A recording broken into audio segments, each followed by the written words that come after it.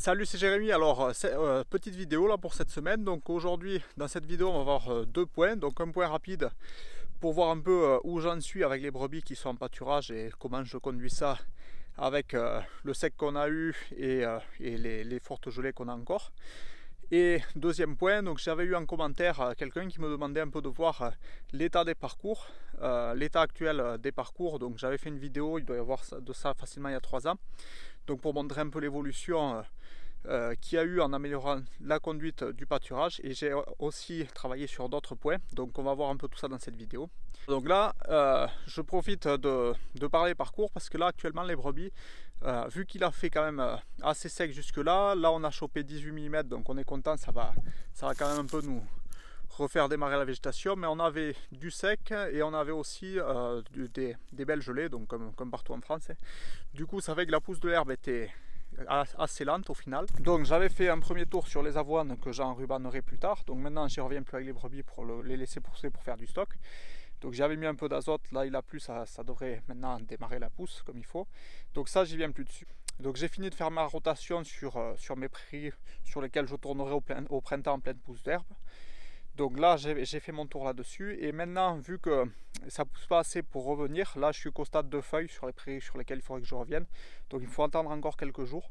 Donc pour gagner ces quelques jours, j'ai des pélins qui se sont un peu avancés, donc des parcours qui se sont un peu avancés, et avec de l'herbe de qualité. Donc là c'est brebis en fin de gestation, donc il faut y faire attention.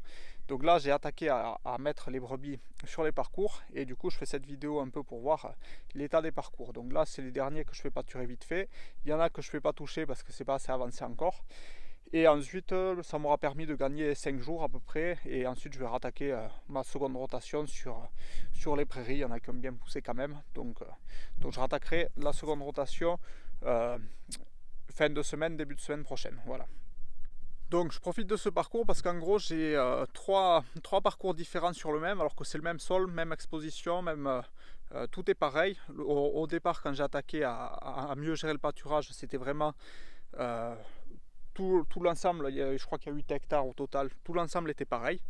Et là, à force, en conduisant certaines zones différemment, il s'est dégagé de nettes différences. Donc on va voir ça dans la vidéo. Donc ici on est sur une zone où je pense que le parcours, si j'aurais jamais rien fait de plus, serait à peu près comme ça. La seule chose qu'il y a de mieux par rapport à avant, c'est qu'il y a une meilleure pression de pâturage, donc il y a moins de matière morte qu'à l'époque quand on était en brebis laitière, ils étaient sous-pâturés ces parcours. Donc on arrivait au printemps avec énormément d'herbes mortes de l'année d'avant qui étouffaient les jeunes repousses, et du coup la mousse se développait énormément. Donc c'est cet aspect là où ça s'est amélioré, mais c'est assez léger.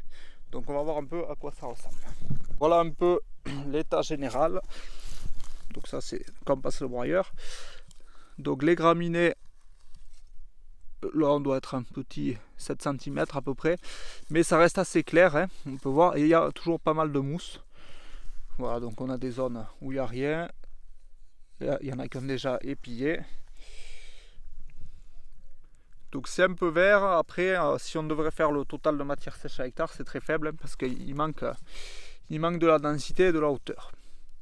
Donc ça c'est un peu notre point de départ. Même s'il y a eu une petite amélioration de la gestion du pâturage là-dessus, c'est pas encore des parcours très productifs.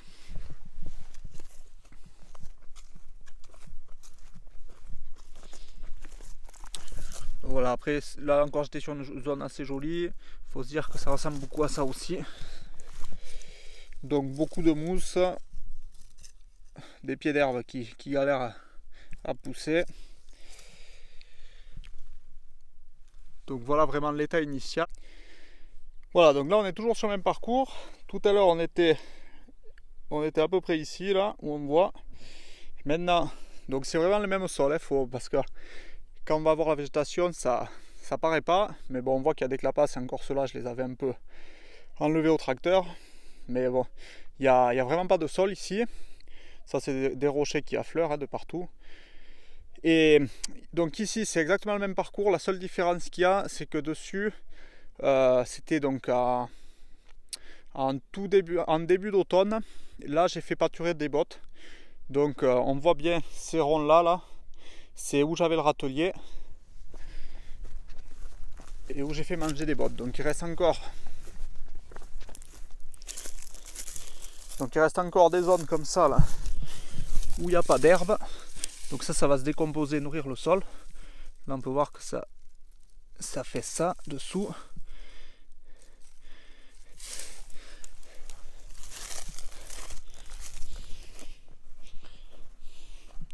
Donc il y a ces zones qui ne produisent pas du coup, mais qui sont largement compensées par tout le reste de la prairie. Donc on va voir de plus près. Donc voilà, j'ai pas d'intérêt à raconter des histoires, on est vraiment sur la même parcelle.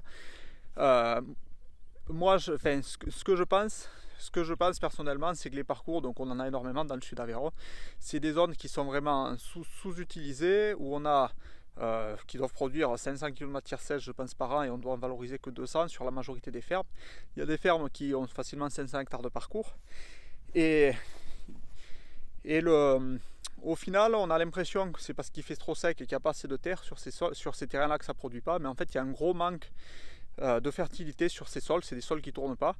Et donc ça se voit très bien dès qu'on fait ce qu'on appelle du bulk grazing, qu'on remet énormément de matière organique en surface, donc on met énormément d'éléments fertilisants. De suite, sans semer, il se met une végétation qui est très épaisse, très jolie. Et c'est vrai qu'historiquement, les parcours, ça a toujours été des zones où on mettait les troupeaux à pâturer le jour dessus, et soit on les rentrait en bergerie la nuit, soit on les mettait sur les zones cultivées pour que ça fertilise. Et quand on les rentrait en bergerie, le fumier, il repartait pas sur les parcours, il repartait dans les champs. Donc je pense qu'avec des décennies, ça s'est fait sur des milliers d'années, mais on est venu de plus en plus affaiblir, à baisser le taux de matière organique sur ces parcelles-là, pour le mettre sur les meilleures parcelles. Et donc ça c'est devenu que ça produit très très peu maintenant. Et donc c'est mon point de vue. Ça, je pense que les parcours, il y a quand même, c'est des sols qui ne fonctionnent pas bien, qui manquent beaucoup de fertilité, beaucoup de matière organique pour relancer tout ça. Et qu'une fois qu'on relance tout ça, on arrive à faire des prairies très intéressantes. Et il faut s'imaginer, nous on n'en a pas forcément beaucoup des parcours, mais sur une ferme qui a 500 hectares de parcours, arriver, donc ça ne se fait pas du jour au lendemain, mais à remettre ces 500 hectares en bonne production, il y a vraiment des potentiels économiques assez énormes sur des fermes qui ont beaucoup d'hectares de parcours. Donc je pense qu'il faut vraiment se poser la question d'essayer d'améliorer ces sols-là. C'est des surfaces qui font partie de l'exploitation, donc qui comptent. Il ne faut pas se consacrer que sur les cultures. Et ces zones-là méritent aussi qu'on leur porte de l'attention. Donc on va voir un peu de plus près à quoi ça ressemble. Donc voilà, là on se croirait plus sur une prairie naturelle. Donc il faut se dire que c'est encore pas homogène, tout le parcours n'est pas comme ça. Hein. Mais là quand on voit c'est bien vert. Et comparé à tout à l'heure, ce qu'on voit là c'est que c'est... Donc là je suis sur un coin assez joli, on peut se mettre ici, c'est un peu moins beau. C'est que c'est très dense, c'est très serré, on ne voit pas de mousse au sol. Donc ça c'est un très très bon point. Et il y a beaucoup de pieds de graminées.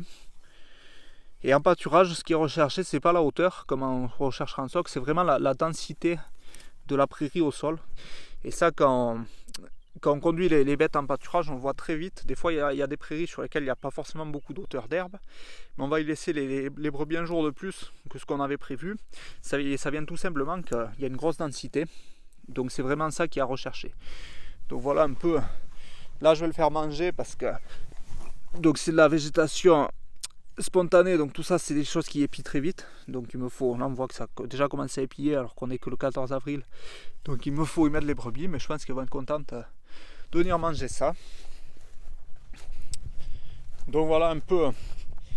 Et alors cette zone où on est, j'ai fait quand même 2 années consommer des balles à cet endroit, donc je pense que c'est ce qui explique aussi que ça a si bien marché. J'avais fait une vidéo justement, je crois que ça s'appelle comment fourrager un lot de brebis en plein air, où je crois que j'étais justement exactement ici où j'ai fourragé. Donc ces ronds là, il ne faut pas en avoir peur, ça d'ici un an ça aura disparu, à la place ce sera comme ça. Donc vraiment pour moi une excellente technique pour transformer ces parcours, c'est vraiment d'utiliser ce qu'on appelle le bulk grazing, donc faire consommer des bottes en déplaçant les râteliers régulièrement. Enfin, en fait, ce que je fais, c'est que je fais consommer une botte et à chaque fois que je viens remettre une botte, je déplace le râtelier de quelques mètres et je fais ça. En faisant ça, donc on met beaucoup de brebis sur une petite surface, on remet beaucoup de matière organique et ça vient énormément, mais rien qu'en une année, changer la flore de la prairie et sa production. Parce que là, on va être sur une production qui je pense va être assez intéressante. Alors que là il n'y a eu aucun semis, aucun travail du sol, vu qu'il y a trop de cailloux on ne peut pas. On est sur des sols très maigres qui produisaient absolument rien, et rien qu'en 2 années de cette technique on arrive à avoir des résultats assez impressionnants, et même rien qu'en 1 année si on consacre vraiment bien, c'est intéressant.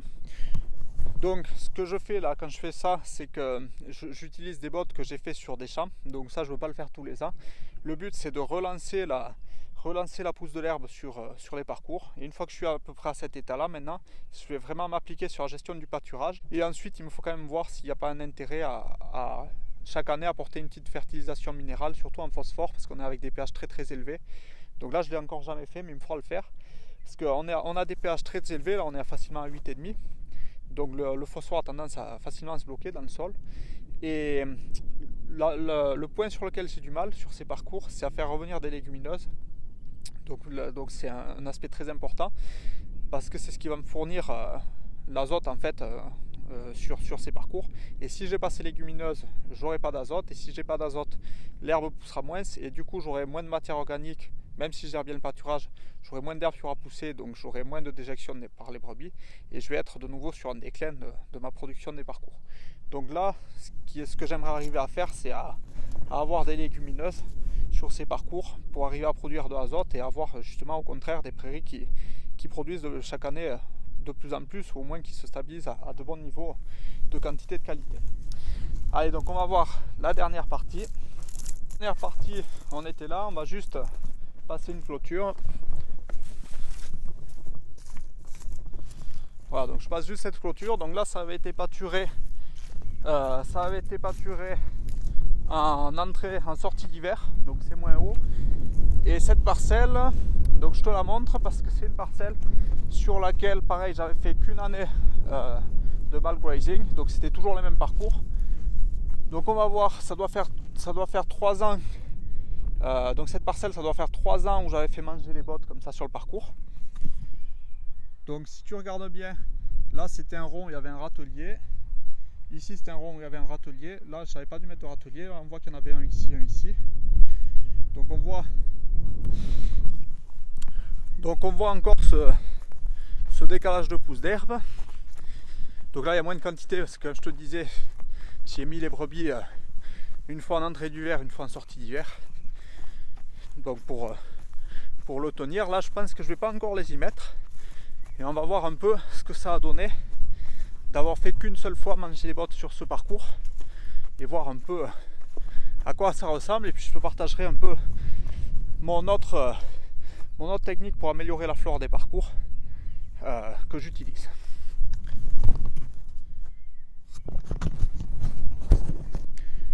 Donc voilà un peu à quoi ça ressemble. Là on dirait plus une prairie qu'un parcours. Donc là il n'y a plus les résidus comme tout à l'heure là de bottes d'enrubannées qui n'étaient pas mangées.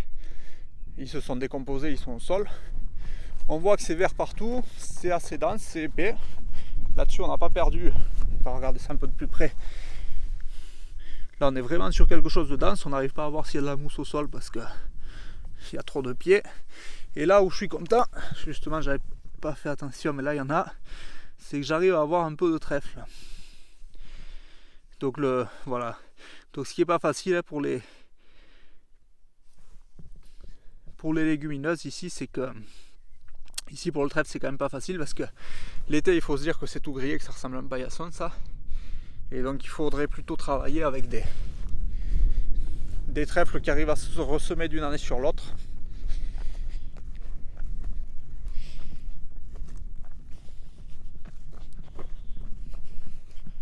Donc voilà un peu l'aspect.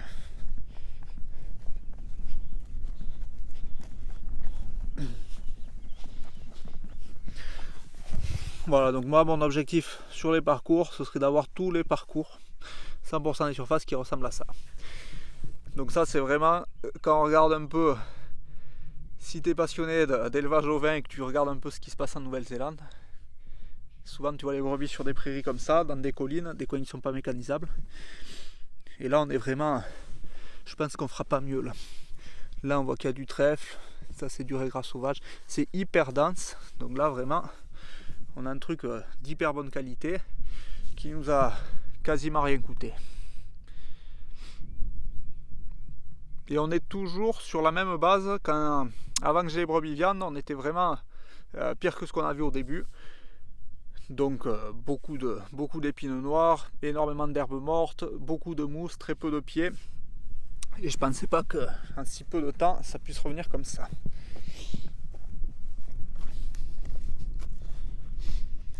Donc après il y a des zones où c'est pas encore aussi joli, mais en fait c'est quand même 10 fois mieux que tout à l'heure.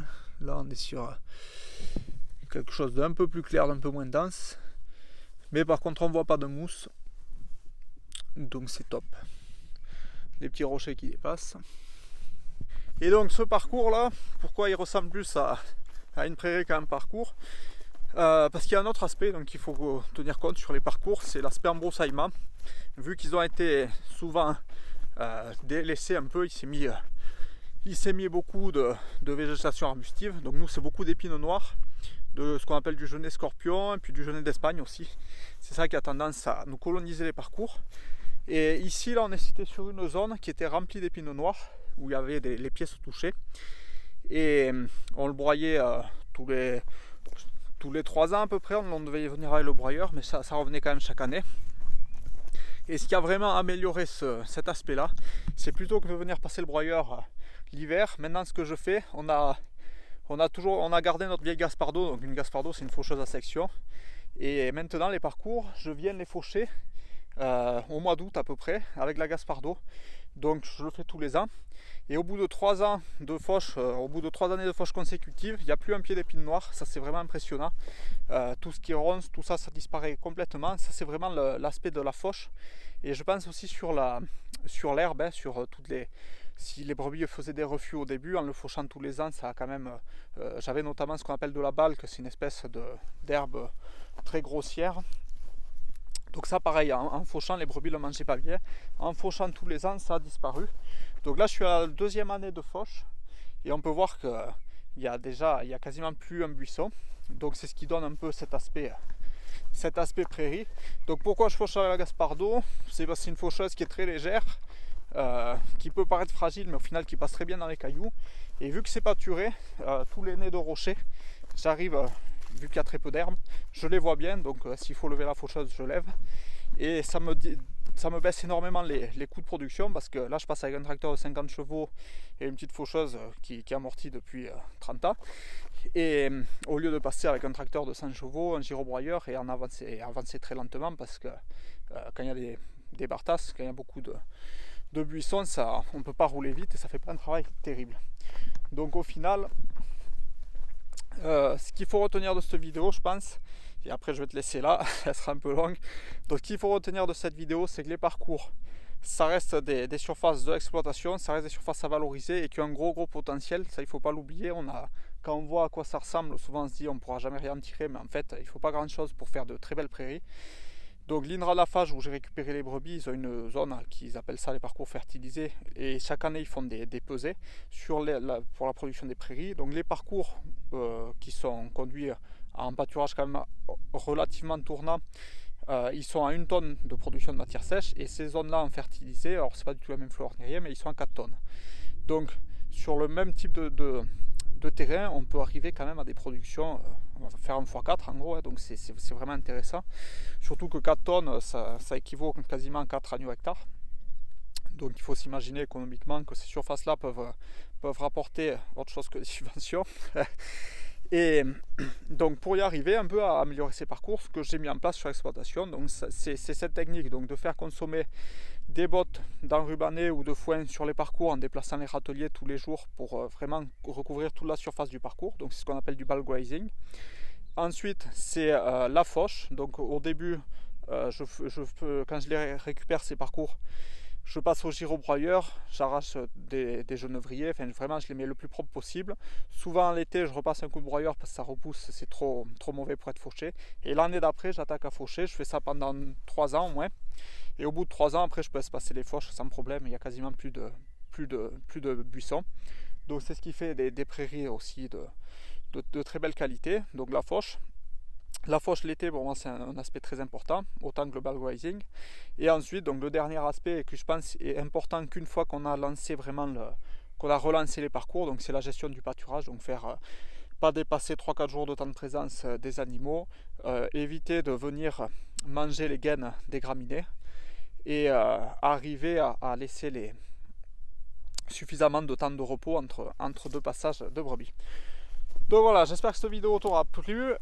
C'est pour te montrer un peu, que tu auras vu un peu comment mes parcours ont évolué en l'espace à peu près de 4 ans, et en ayant un peu ce souci là justement de se dire il y a une certaine rentabilité sur ces zones là, et vu que sur les champs on est à peu près et vu que sur les champs on produit à peu près chaque année pareil, si je voulais pouvoir monter un peu plus en production, j'avais ces zones là qui étaient sous-estimées, qui étaient sous-valorisées, donc le but c'est de les valoriser. Donc si toi tu as des parcours et que tu es intéressé pour les améliorer, je te conseille de faire un peu ces 3 points là qu'on a vus, et tu vas voir, ça peut vraiment changer. Et là on est au printemps, donc c'est là où c'est le plus significatif, mais on peut vraiment avoir de la production sur des surfaces comme ça, qu'on a l'impression qu'elles sont là que pour tenir les brebis un peu l'été et pas plus. Voilà, bon, mais je te laisse là et puis je te dis à une prochaine vidéo. Allez, salut!